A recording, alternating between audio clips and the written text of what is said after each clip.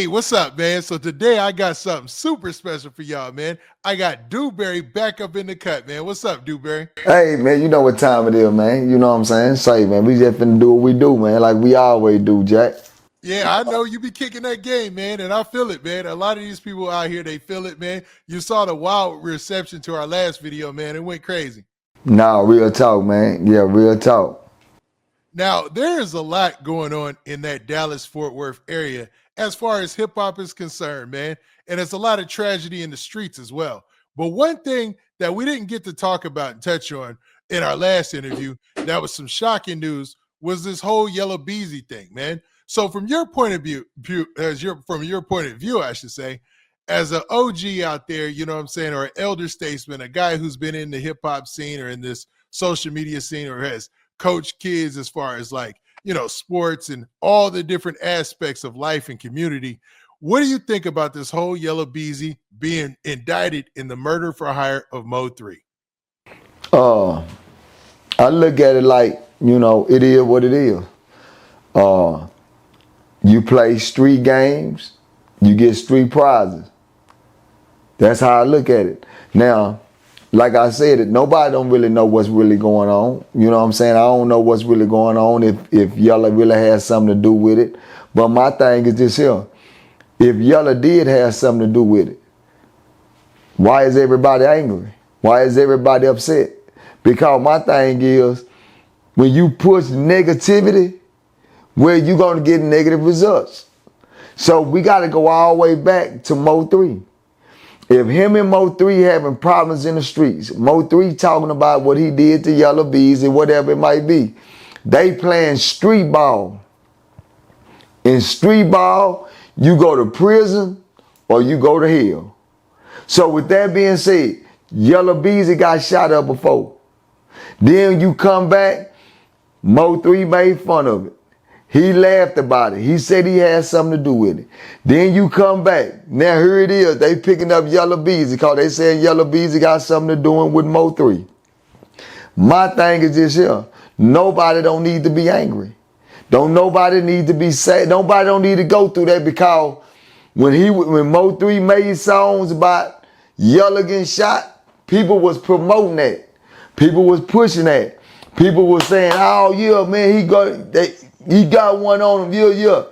Everybody was promoting that kind of activity. Now, the table done turned.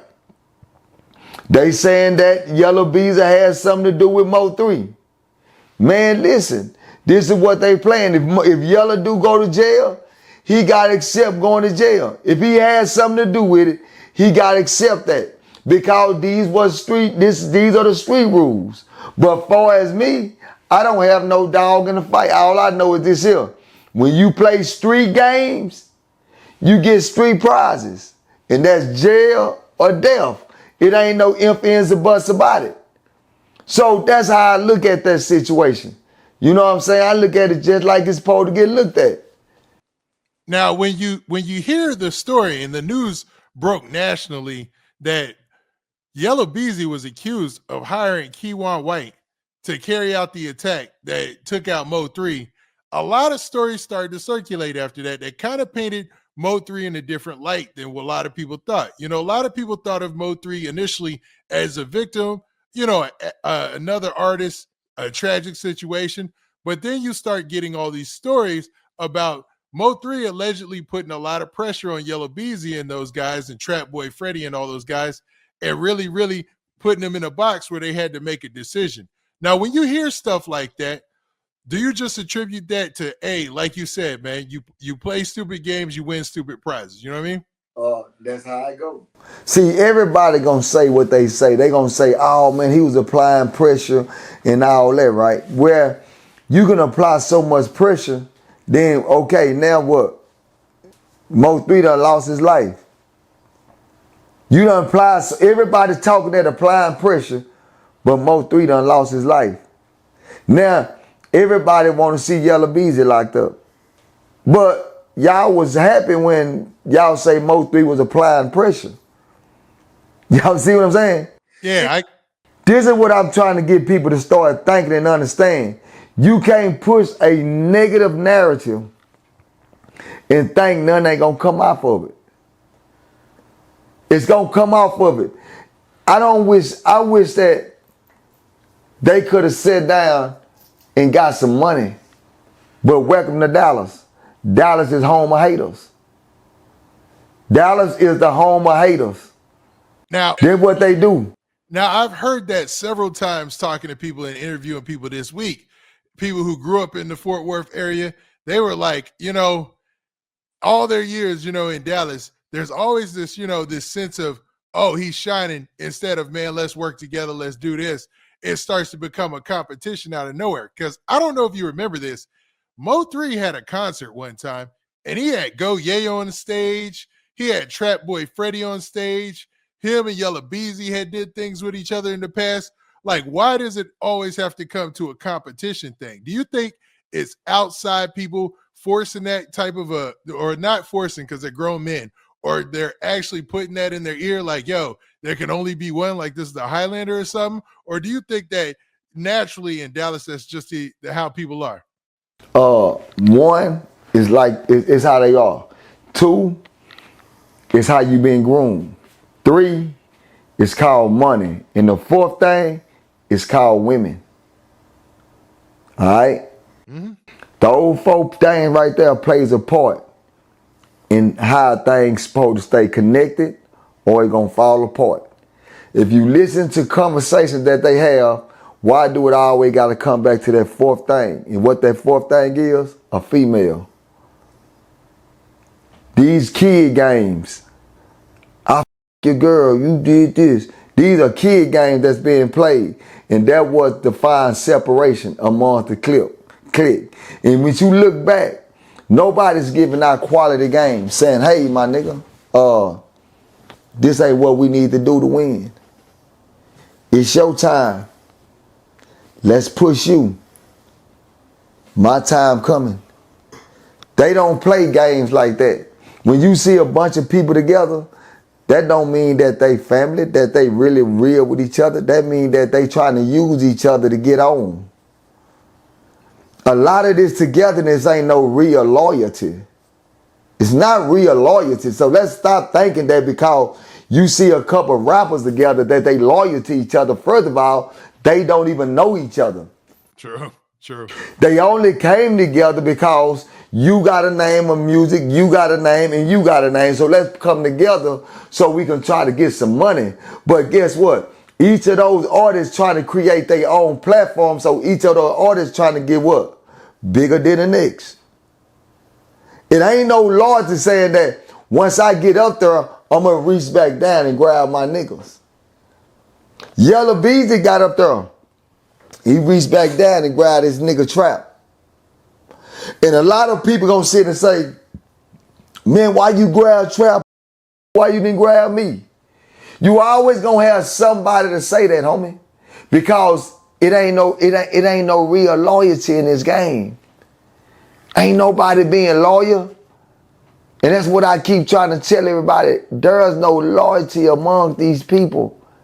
Everybody's trying to use each other as a stepping stool to get to the top. And once you get to the top, man, nobody gives a damn about the bottom. They talk about the bottom. So what separated that was money and females. And everybody want to be big dog. Yep. Everybody want to be big dog. And it's evident. Now, what do you think about like Dallas compared to like other areas like Atlanta? You kind of get the perception that they work together. They even older artists pulling up younger artists.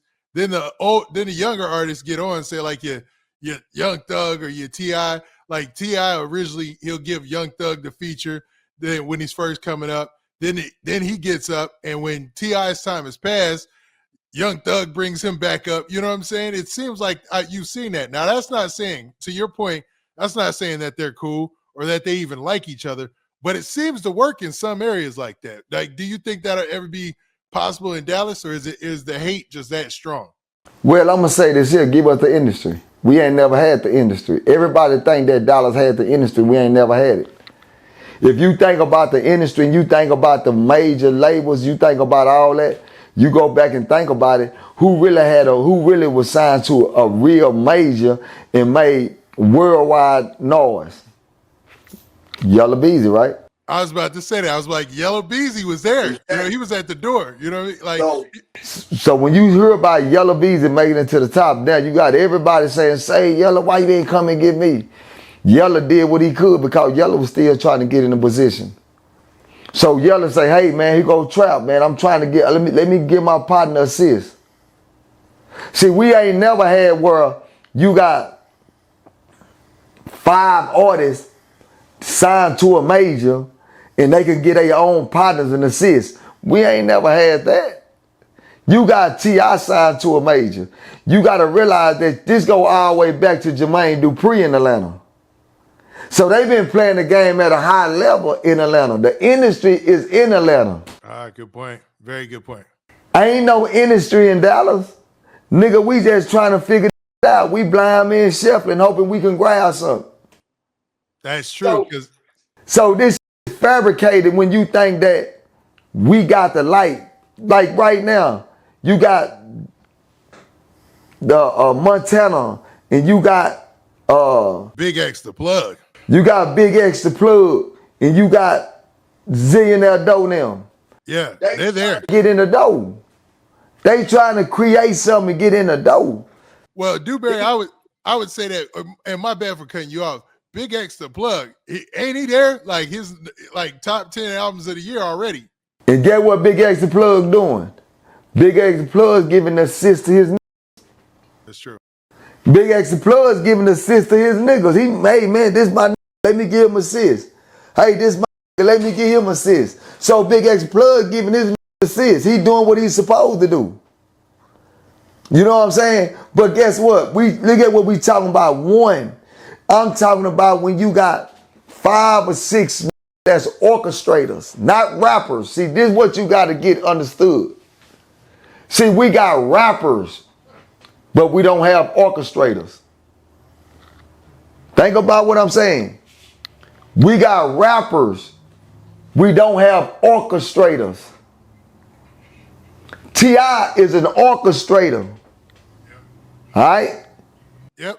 Rollo is an orchestrator. Future is an orchestrator. Young Thug is an orchestrator. Jermaine Dupri know how to orchestrate. I want you to understand what I'm saying now. You got to go all the way back to these. They not just rapping, they orchestrating a team. They building something. Dallas, them just rapping. They just rapping. Yeah, getting on. It's a difference, homie. You got to have orchestrators that can orchestrate a movement. Because when you able to orchestrate a movement, that's the light. It's the movement. That's the reason why if them young would have stayed together, they was going to create a movement. That movement is going to get more noise than one. That movement will make more noise than one. That's the reason why you got Zillionaire Doe and Montana now. Them niggas came with a movement. Them was out there. You had to hear them niggas. Now Big X the plug came through the door screaming that shit, man, and doing what he was doing. I get that niggas cards. But everything come with a movement, man. And I feel like that's what we missing down here. Now, I will say this about Big X the plug. He's putting on his homeboys Rosama. He even brought back, what is his name? Murder Gang PB. I guess he's going on tour with him. So he's doing a lot, man. But what you're saying is 100 spot on. You spot on. Because when it comes to like Montana and it comes to Zillionaire Doe and them cats, they really coming with that face of like we trying to do our own thing and make a movement. You know what I mean? And that's what it's about.